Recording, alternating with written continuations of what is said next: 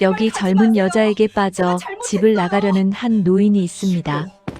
향년 72세, 50년을 함께 살아온 부인은 안중에도 없습니다. 정말 미쳤습니다. 제정신이 아니었어요. 도대체 무슨 일이 있었던 것일까요? 50년을 함께 살아온 한 부부의 어처구니없고 충격적인 이야기입니다. 사람은 늙어서도 사랑을 꿈꿉니다. 하지만 그 사랑이 인생을 삼킬 줄은 몰랐습니다. 영자는 아침 햇살이 비치는 식탁에 앉아 있었습니다. 72세의 남편 기석이 신문을 펼쳐들고 있었지만 글자를 보는 것인지 멍하니 있는 것인지 알 수 없었습니다. 여보, 커피 식어요. 기석은 대답 없이 신문을 내려놓았습니다. 요즘 들어 말수가 부쩍 줄었습니다.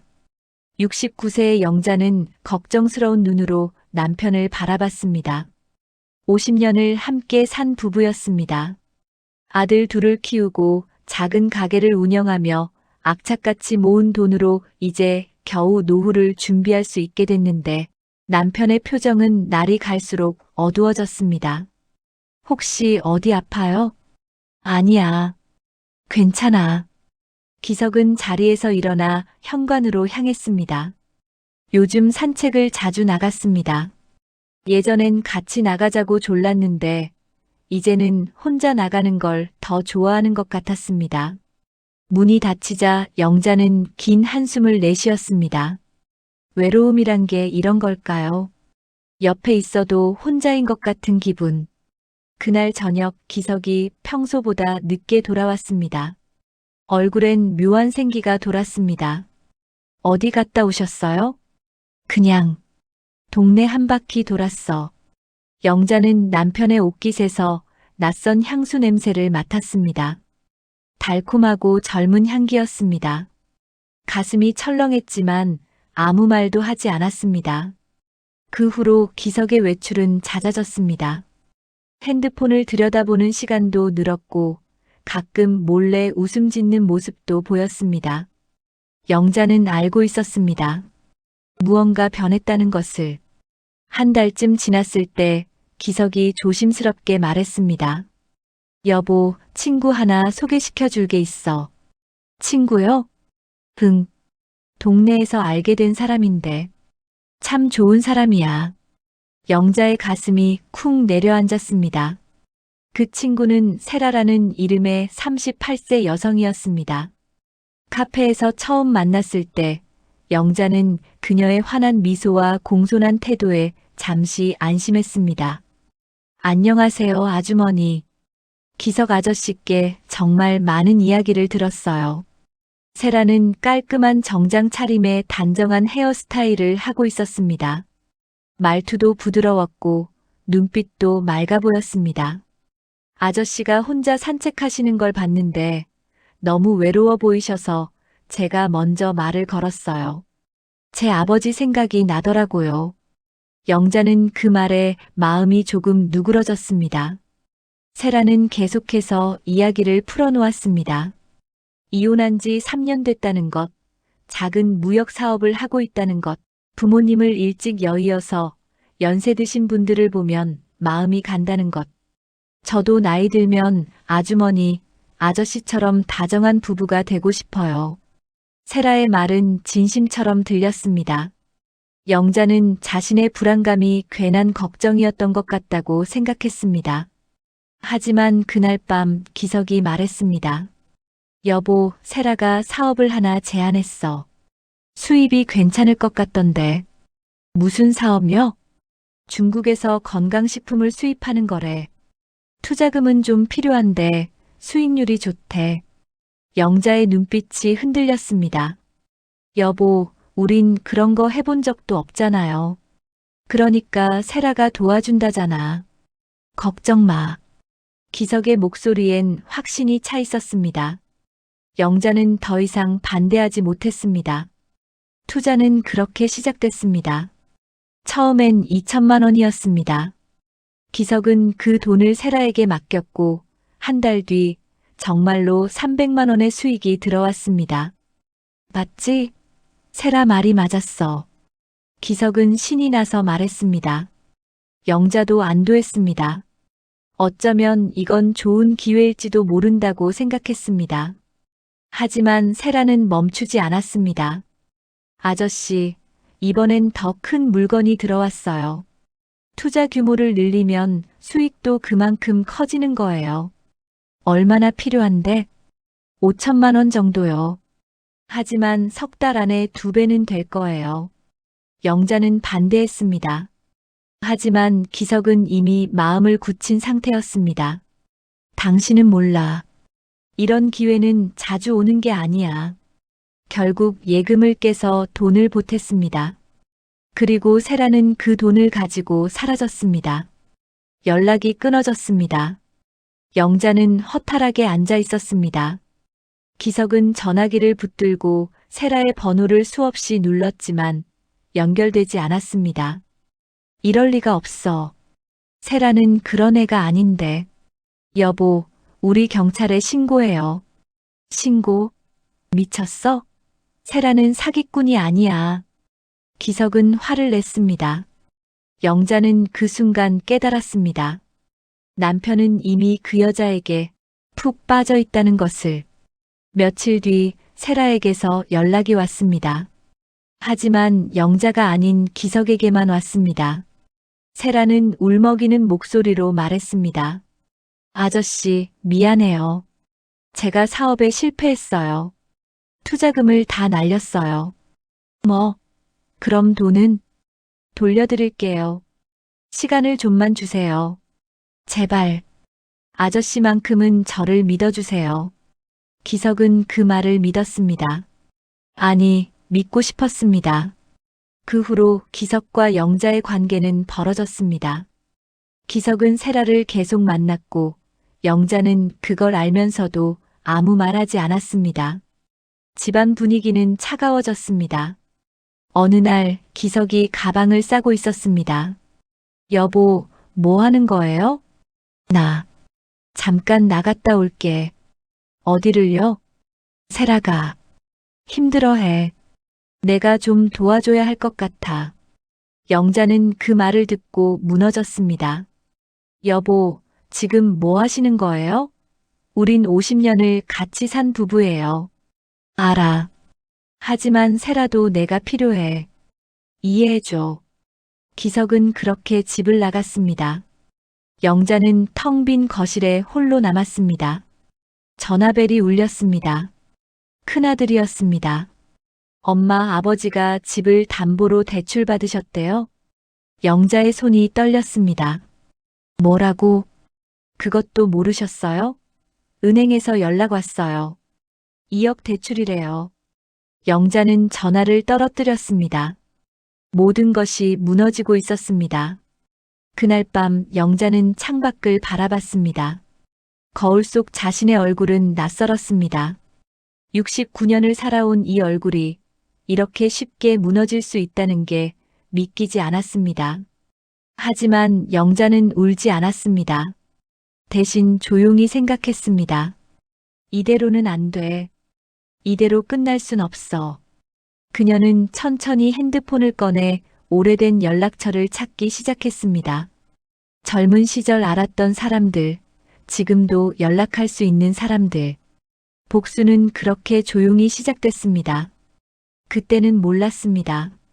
한번 버려진 여자의 마음이 얼마나 강한지. 내 인생을 망가뜨린 건 당신들이지만 이제 그 대가를 내가 돌려줄 차례입니다. 영자는 노트를 펼쳐놓고 차분히 글을 적기 시작했습니다. 세라에 대해 아는 모든 것. 전화번호, 만났던 장소, 그녀가 했던 말들. 38세, 이혼녀, 무역업.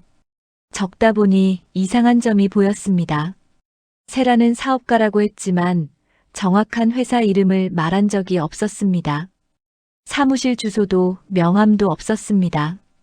영자는 컴퓨터 앞에 앉았습니다. 아들에게 배운 대로 포털 사이트에 세라, 사기, 무역 같은 단어를 검색했습니다. 그리고 놀라운 것을 발견했습니다. 이건 뉴스 기사 하나가 떴습니다. 3년 전 기사였습니다.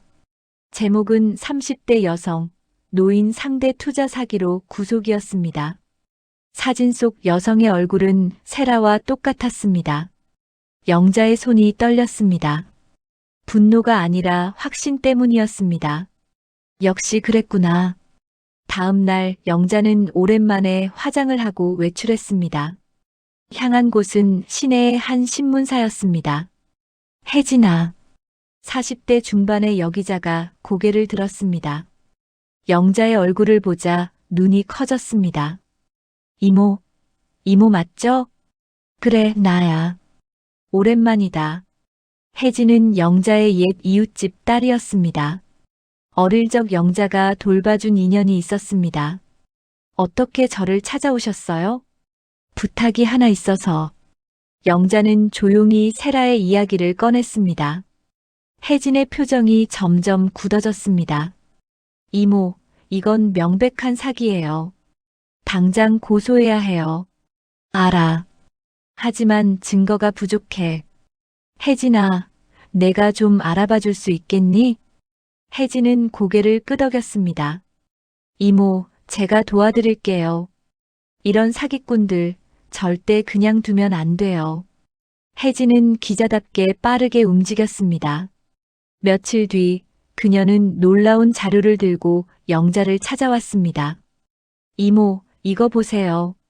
파일엔 세라의 진짜 이름과 전과 기록이 들어 있었습니다. 본명은 강미숙, 전과는 무려 사범이었습니다. 모두 노인을 상대로 한 투자 사기였습니다. 이 여자 출소한 지 6개월밖에 안 됐어요. 그리고 벌써 또 똑같은 짓을 하고 있는 거예요. 영자는 종이를 꽉 쥐었습니다. 분노가 치밀어 올랐지만 표정은 차분했습니다. 피해자가 또 있어? 네. 제가 확인한 것만 해도 3명이에요. 모두 60대 이상 남성들이고요. 그 사람들 연락처 알 수 있어? 혜진은 놀란 표정으로 영자를 봤습니다. 이모, 뭐 하시려고요? 해야 할 일이 있어. 영자는 다른 피해자들을 하나씩 만났습니다. 모두 비슷한 이야기였습니다. 외로움, 젊은 여성의 다정한 접근, 투자 제안, 그리고 배신. 한 70대 남성은 영자에게 말했습니다. 부끄럽습니다. 제 나이에 이런 일을 당할 줄이야. 부끄러운 건 그 여자예요. 우리가 잘못한 게 아니에요. 영자의 말에 남성의 눈가가 붉어졌습니다. 우리 같이 싸워요. 제대로 한번 해봅시다. 피해자들은 고개를 끄덕였습니다. 하나둘씩 힘을 모으기 시작했습니다. 영자는 다음으로 옛 동창을 찾아갔습니다. 변호사가 된 친구 순이었습니다. 영자야, 내가 이런 일을 당하다니. 도와줄 수 있어? 당연하지. 이건 명백한 사기야. 형사고소와 민사소송 둘 다 해야 해. 순이는 꼼꼼하게 증거를 정리했습니다. 계좌 이체 내역, 문자 메시지, 통화 기록, 그리고 혜진이 찾아낸 전과 기록까지. 영자야, 이 정도면 충분해. 저 여자 이번엔 오래 들어갈 거야. 하지만 영자는 만족하지 않았습니다. 기석이는? 응, 내 남편. 그 사람도 책임이 있어. 순이는 영자의 표정을 읽었습니다. 그건 단순한 분노가 아니었습니다. 배신당한 여자의 차갑고 단단한 결심이었습니다. 경찰 조사는 빠르게 진행됐습니다. 여러 피해자의 진술이 모이자 세라는 더 이상 숨을 곳이 없었습니다. 그리고 어느 날 영자의 전화가 울렸습니다. 기석이었습니다.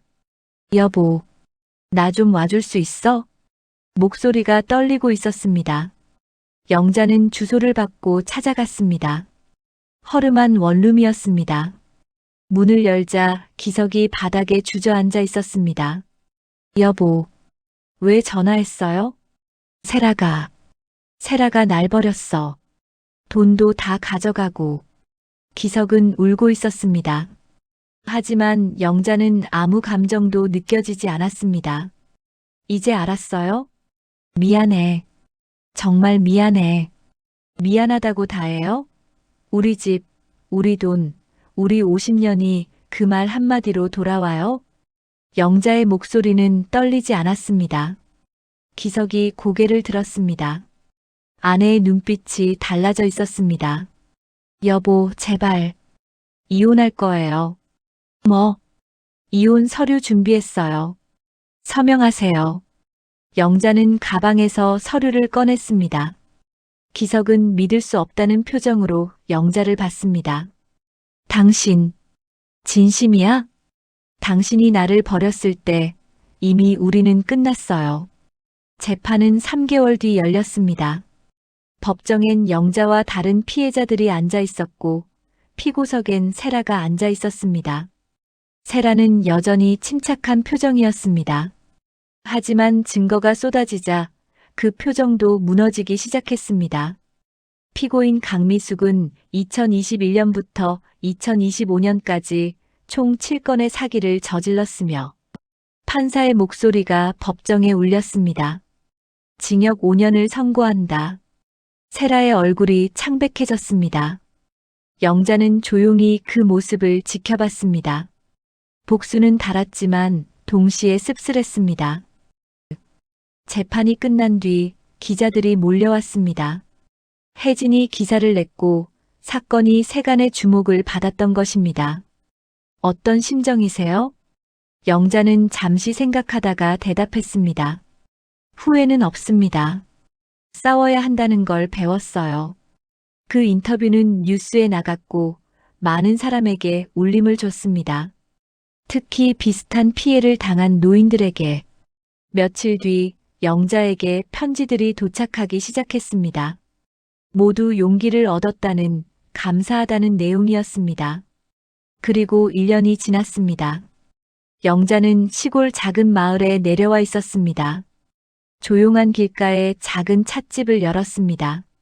간판엔 다시 봄이라고 적혀 있었습니다. 손님은 많지 않았지만 영자는 만족했습니다. 아침마다 꽃에 물을 주고 차를 우리고 손님을 맞았습니다. 어느 날 한 손님이 물었습니다. 사장님, 여기 혼자 하세요? 네. 외롭지 않으세요? 영자는 잠시 창밖을 바라봤습니다. 봄볕이 따뜻하게 내리쏘고 있었습니다. 외롭진 않아요. 이제는 혼자 있는 게 더 편해요. 그 말엔 슬픔이 아니라 평온함이 담겨 있었습니다. 영자는 깨달았습니다. 인생은 끝난 게 아니라는 것을, 다시 시작할 수 있다는 것을. 복수는 달았고 자유는 더 달았습니다. 인생의 마지막이 아니라 진짜 시작이었습니다. 영자는 찻잔에 차를 따르며 혼잣말처럼 중얼거렸습니다. 내가 잃은 건 돈이 아니라 사람을 보는 눈이었어. 이제 다시는 속지 않아. 그리고 조용히 미소 지었습니다. 인생은 아직 끝나지 않았습니다. 시청해주셔서 감사합니다. 구독, 좋아요 부탁드립니다.